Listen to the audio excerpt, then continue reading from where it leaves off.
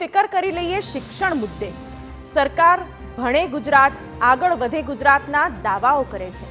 એટલું જ નહીં, અભ્યાસના ક્ષેત્રમાં ડિજિટલ ક્રાંતિના વાયદાઓ પણ કરે છે, પરંતુ હકીકત એ છે કે અંતરિયાળ ગામડાઓમાં બાળક ભણી શકે તે માટે એક સારા મકાનની પણ વ્યવસ્થા નથી। ત્યાં સુધી કે જસદણમાં તો બાળકોએ માતાના મઢમાં ભણવું પડી રહ્યું છે।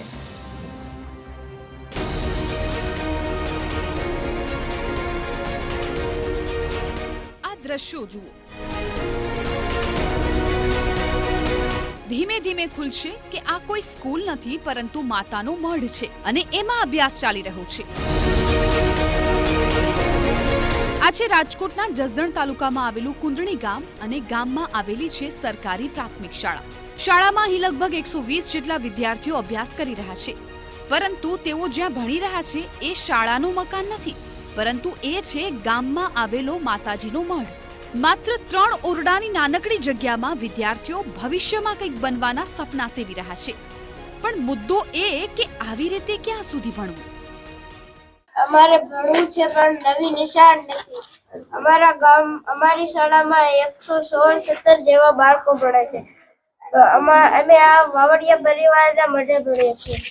અમારે પણ ભણવું છે પણ નવી નિશાળ નથી। અમે સરકારને એટલી વિનંતી કરીએ છીએ કે અમને નવી શાળા બનાવી દે। અમારી શાળા વર્ષો જૂની થઈ ગઈ છે, જેથી કરીને વર્ગખંડમાં બેસી શકતા નથી, એટલે અમે સરકારને એટલી વિનંતી કરીએ છીએ કે ગામની બહેનો દીકરીઓ ભણી શકે એટલા માટે નવી નિશાળ બનાવી આપે। હકીકતમાં કુંદણી પ્રાથમિક શાળાની ઇમારત સંપૂર્ણપણે જર્જરિત થઈ ચૂકી છે, એ હદે કે ઓરડામાં પ્રવેશની મનાઈ ફરમાવતી નોટિસો પણ લગાવી દેવાય છે। પરિણામે બાળકો 6 મહિનાથી માતાજીના મઢમાં અભ્યાસ કરવા મજબૂર બન્યા છે। સરકાર તરફથી જે વિદ્યાર્થીઓને સારું શિક્ષણ અને સ્કૂલ મળે તેવી વ્યવસ્થા કરવામાં અનેકવાર જાહેરાતો કરવામાં આવી છે, પરંતુ આ જાહેરાત છે તે પોકળ સાબિત થઈ છે। એટલા માટે કે જસદણ તાલુકાના કુંદણી ગામે જે એક સ્કૂલ છે સરકારી, તેમની અંદર 1 થી 8 ધોરણ જે વિદ્યાર્થીઓ છે તે અભ્યાસ કરી રહ્યા છે, પરંતુ સારી સ્કૂલ અને જર્જરિત હોવાના કારણે જે ગામના માતાના મઢ છે તેમાં અભ્યાસ કરવા મજબૂર બન્યા છે। આપને હું દ્રશ્યો બતાવીશ કે જ્યાં કુંદણી ગામના જે માતાનો મઢ છે તેમના દ્રશ્યો છે। આપ જોઈ શકો છો કે જે 120 થી પણ વધારે જે વિદ્યાર્થીઓ છે તે અભ્યાસ કરી રહ્યા છે। અનેકવાર ગ્રામજનો તેમજ આગેવાનો છે તે રજૂઆત કરી છે અને હજી સુધી સ્કૂલ છે તે નવી નથી મળી।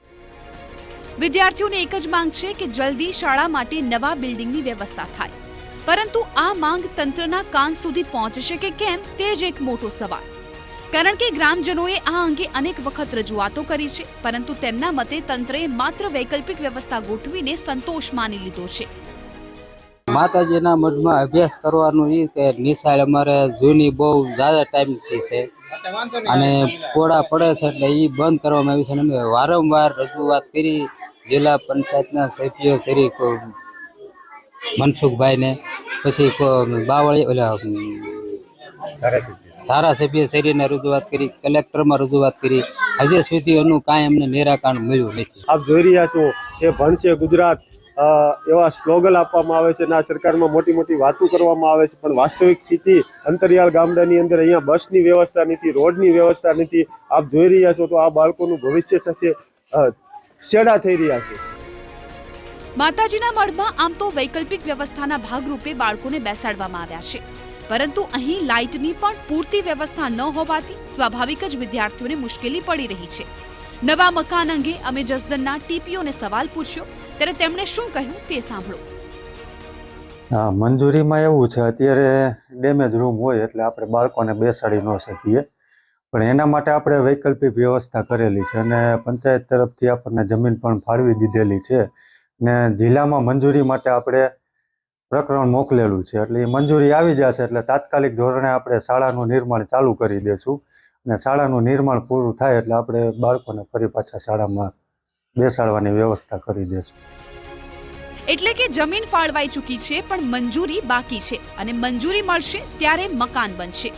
હવે તંત્રના રાજમાં આ મકાન ક્યારે બનશે અને કેવું બનશે તે પણ મોટો સવાલ છે। ત્યારે અકળાયેલા ગ્રામજનોએ સમસ્યાનો ઉકેલ નહીં આવે તો ઉપવાસ પર ઉતરવાની ચીમકી આપી છે। અનેકવાર રજૂઆત કરતાં પણ હજી સુધી જે નવી સ્કૂલ નથી બની, એટલે કે શિક્ષકો તેમજ વિદ્યાર્થીઓ સહિતના જે લોકો છે તે પરેશાન છે. ત્યારે સ્થાનિકોની માંગણી છે કે વહેલી તકે આ સ્કૂલ છે તે નવી બનાવવામાં આવે. રાજેશ લિંબાસિયા, TV9, કુંદણી.